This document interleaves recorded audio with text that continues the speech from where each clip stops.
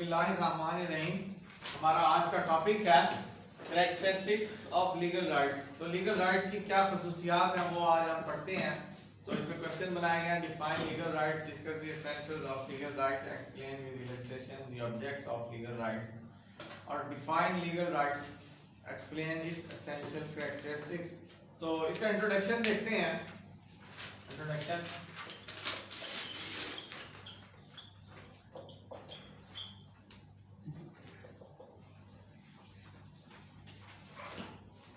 There can be no duty without a right. तो जो किसी भी जगह पे जो राइट जहाँ पे नहीं होगा तो कोई ड्यूटी नहीं होगी। And according to Howard a right is one capacity of obliging other to do or forbear by means not of his own strength but by the strength of a third party if such third party is God the right is divine। तो अगर वो third party जो God है तो right जो है divine है। such third party is a public generally acting through opinion the right is moral। तो moral जो right है वो आपका वो moral होगा, इखलाकी तौर पे होगा। if such third party is a state acting directly or indirectly the right is legal। तो उन्होंने कुछ राइट के बारे में इंट्रोडक्शन बताया है। According to Salmond every legal right has some essentials to qualify as a legal right. तो Salmond कहता है कि हर लीगल राइट जो है उसके कुछ बुनियादी, एसेंशियल का मतलब बुनियादी जो है उसके चीजें हैं जो कि उसको क्वालिफाई करती है एज अ लीगल राइट। तो कुछ एसेंशियल्स हैं, बुनियादी आंसर है उसके, बेसिक जो है उसकी वो जरूरियात हैं कि उसके बाद ही वो एक लीगल राइट बनता है। तो अब देखते हैं वो कौन से एसेंशियल्स हैं जिससे वो क्वालिफाई करता है लीगल राइट में, एक राइट जो है वो आपका लीगल राइट बन जाता है। तो उसके जो बेसिक एसेंशियल जो है वो देखते हैं। इसमें पहले डेफिनेशन ऑफ लीगल राइट है। The term legal right has been used in two senses. तो इसको यूज किया गया है दो सेंसेस में। इसमें पहला है रिस्ट्रिक्टेड और पॉपुलर सेंस।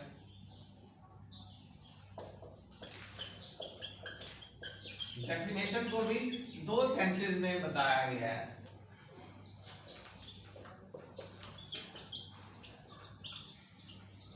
इन टू सेंसेस। उसमें पहली जो है वो है रिस्ट्रिक्टेड और पॉपुलर सेंस।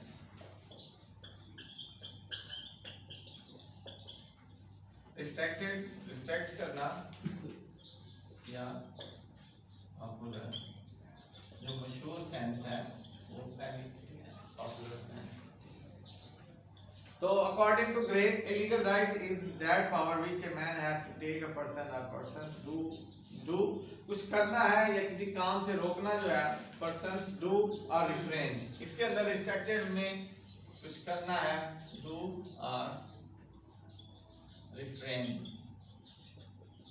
तो इसकी पहली जो सेंस है कि कोई किसी शख्स को किसी काम का कहना या किसी काम का रोकना, सर्टेन एक्ट और सर्टेन एक्ट्स जो है वो उसकी पहली जो है पॉपुलर सेंस बनती है। ये आपका लीगल राइट है, आप किसी को अपने घर के अंदर आने दें या ना आने दें।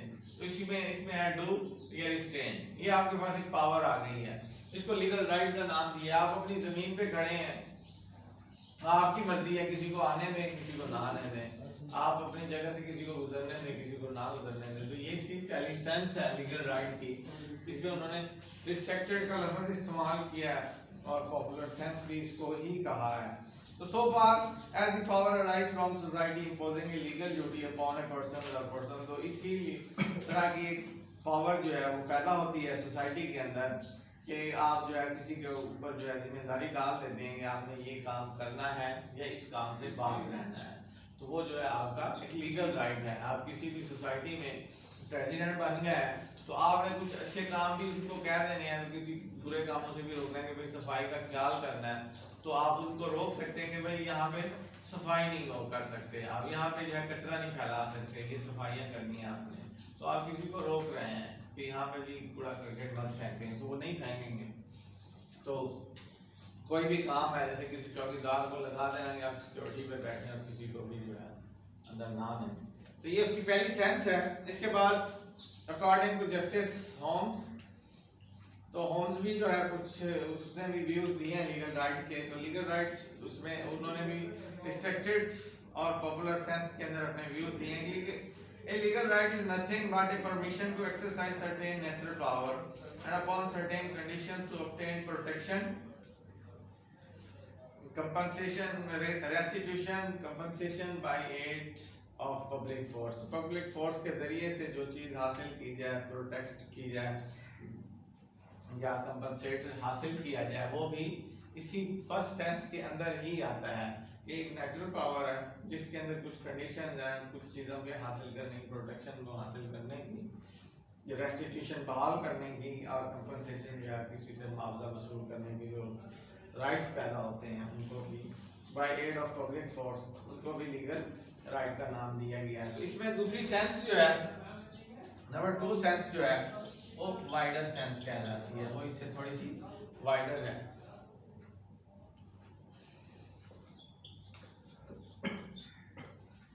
वाइडर सेंस, तो in wider sense legal right include any legally recognised interest.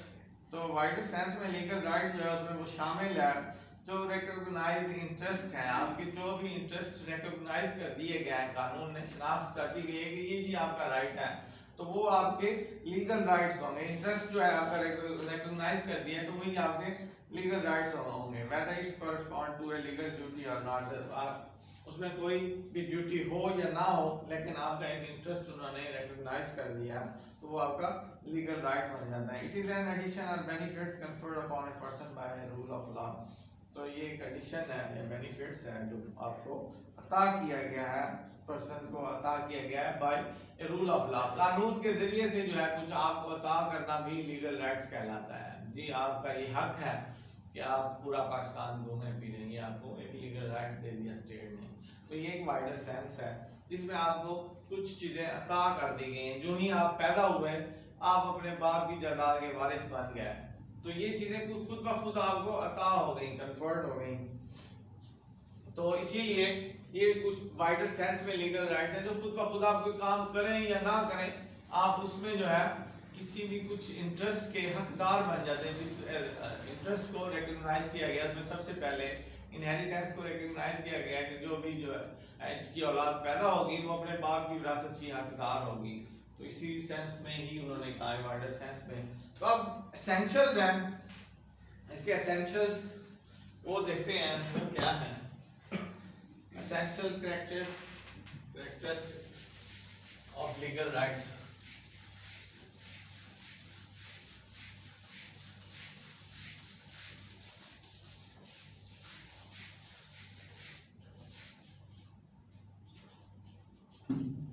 तो इसके एसेंशियल्स देखते हैं क्या चीजें लीगल राइट्स के लिए जरूरी हैं, लीगल राइट की खुसूसियात के लिए, कैरेक्टरिस्टिक्स के लिए जरूरी हैं।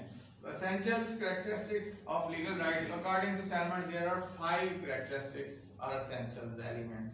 तो उन्होंने 5 एलिमेंट्स कहा है,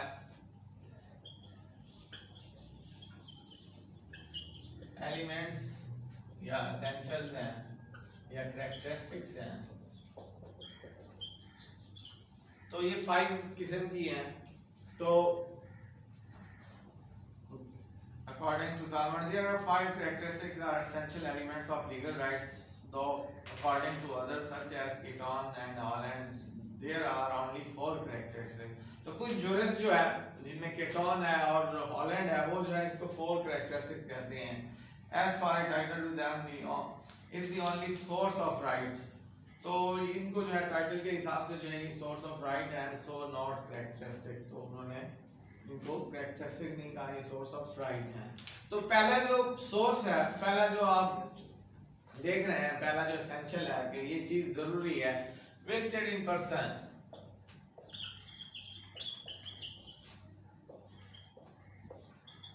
लीगल राइट जो है पर्सन के अंदर वेस्ट होना चाहिए, वेस्टेड है, अता करना है, इसका मतलब भी जो है देना है, अता करना है। It is vested in person, person को दिया गया है। Who is owner of the right, जो कि मालिक है राइट का। He is the subject of the legal right and is sometimes described as the person of inheritance. तो यहाँ पे उन्होंने वही पर्सन ऑफ इनहेरिटेंस में ही कहा है कि कोई भी चीज जो है आपको अता कर दी गई है, जो दे दी गई है, तो उसको जो है आप उसके राइट के जो आप मालिक बन जाते हैं। और इस तरह जो आपका पहली क्वालिटी यही है कि वो किसी शख्स को दिया जाना चाहिए कोई भी किसी दूसरी जो चीजें हैं उनके अंदर कोई राइट्स नहीं है। ये भी लाजमी तौर पे ये जो है लोगों में ही होगा, पर्सन्स में ही होगा, उनको ही लीगल राइट्स दिए जाते हैं। तो the owner of the right need not be determined और फिक्स पर्सन, तो इसमें भी जरूरत नहीं है कि उसको डिटरमिन किया जाए, फिक्स किया जाए, फिक्स पर्सन किया जाए। If an individual who is a duty towards society at large and indeterminate body is the subject of inheritance। इसके बाद है दूसरे नंबर पे available against person.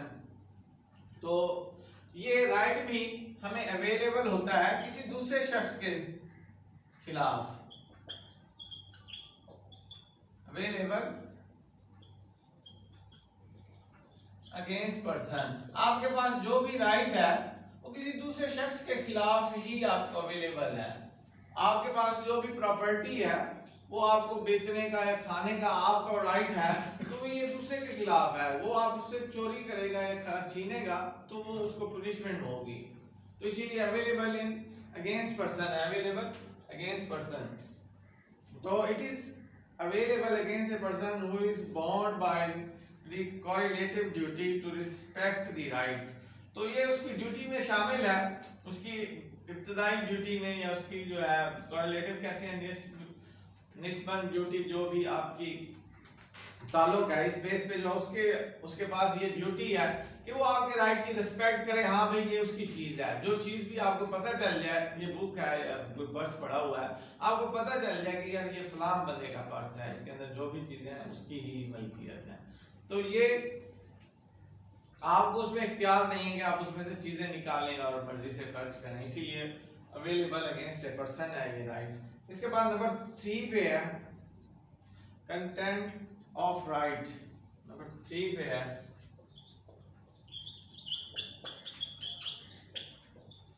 Content of right.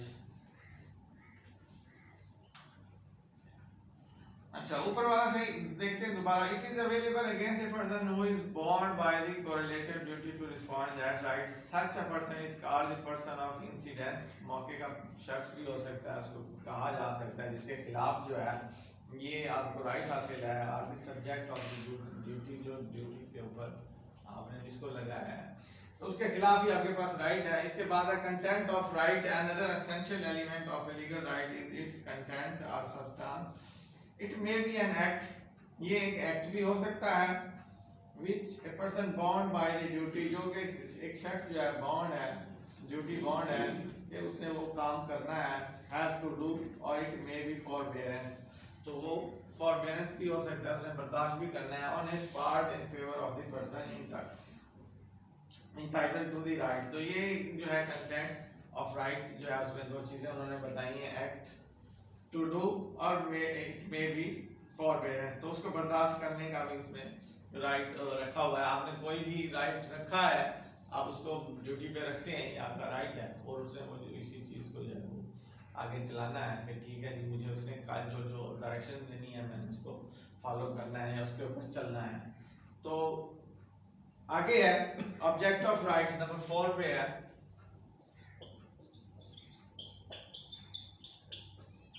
Object of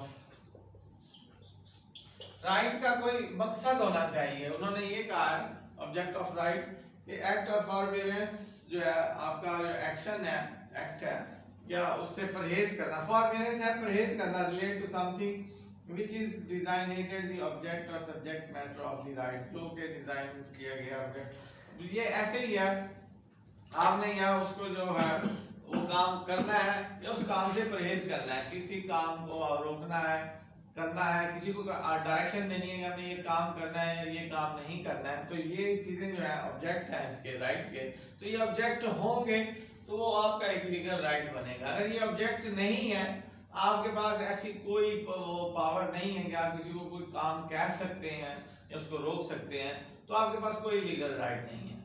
करने का है या उसको कहना है कि भाई ये नहीं करना, आपने इससे परहेज हासिल करना है, फॉरबेरेंस करनी है। तो ये जो है सब्जेक्ट और ऑब्जेक्ट जो है ये मैटर ऑफ राइट जो है ये भी उसकी कैरेक्टरिस्टिक में शामिल है लीगल राइट्स की। इसके बाद है title to the right number 5 पे है।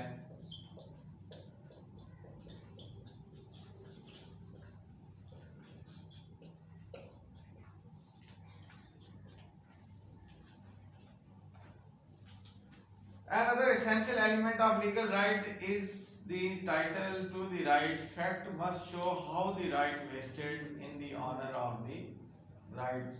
That may be by purchase, gift or inheritance. वो जो titles हैं वो परचेज के थ्रू आए हैं, गिफ्ट के थ्रू आए हैं, इनहेरिटेंस के थ्रू आए हैं।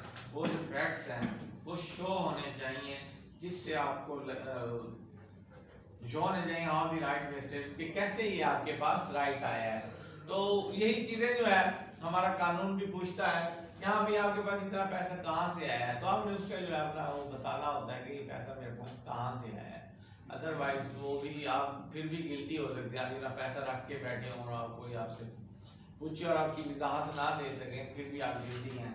तो उन्होंने कहा ऐसी चीजें जो जिसके ऊपर आपके पास राइट आया है तो वो कहाँ से आया है ये भी चीजें बताना जरूरी है। वो परचेज से आया है, गिफ्ट से आया है, किसी ने आपको गिफ्ट किया, कहीं से आपने कोई चीज खरीदी है, जैसे प्रॉपर्टी खरीदते हैं या कोई आपको गिफ्ट कर देता है कि जी आप इस प्रॉपर्टी के मालिक हैं, ऐसे मैं आपको ये गिफ्ट करके दे रहा हूँ। तो ये चीजें भी शो होना जरूरी है। Fact must show how the right vested, के कैसे जो है राइट जो वेस्ट हुआ है, ऑनर ऑफ द राइट। तो जब तक ये शो नहीं होगा, टाइटल टू द राइट जो है वो शो नहीं होता, तो आपका मुकम्मल लीगल राइट्स जो है वो पैदा नहीं होता। ये खसूसियत जो लीगल राइट्स वाली है वो उसके अंदर नहीं आएगी जब तक आप इस चीज को शो नहीं करते। तो ये भी एक एसेंशियल एलिमेंट था लीगल राइट का। इसमें इलस्ट्रेशन भी है।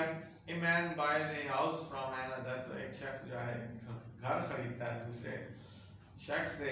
The buyer will be the person of inheritance, जो buyer है वो पर्सन है, be person of inheritance, the owner of the right, and the seller and the other person generally the persons of incident, person who are under a correspond duty। तो दोनों जो है वो एक correspond duty पे है, एक बंदा जो है वो बेच रहा है, दूसरा खरीद रहा है। The object of right will be the house, और जो object है right का वो है house।